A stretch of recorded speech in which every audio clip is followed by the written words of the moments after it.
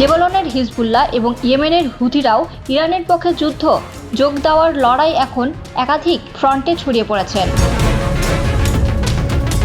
এই যুদ্ধের প্রভাব পড়েছে প্রতিটা দেশেই।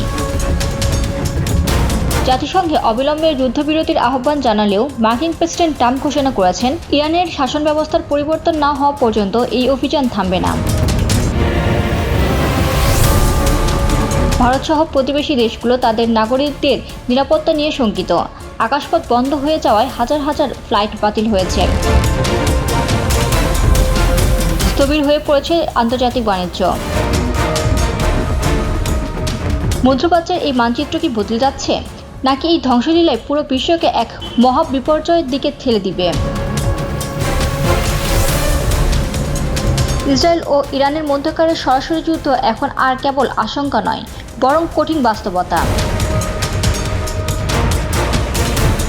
পারমাণবিক কর্মসূচির অবসান ঘটাতে ইসরায়েলের এই মারাত্মক হামলা মধ্যপ্রাচ্যের ভূরাজনীতিকে এখন নতুন মোড়ে দাঁড় করিয়ে দিয়েছে।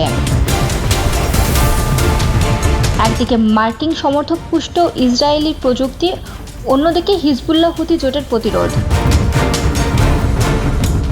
এই লড়াইয়ে শেষ পর্যন্ত কার জয় হবে, নাকি গোটা বিশ্ব এক দীর্ঘস্থায়ী অর্থনৈতিক মন্দার কবলে পড়বে?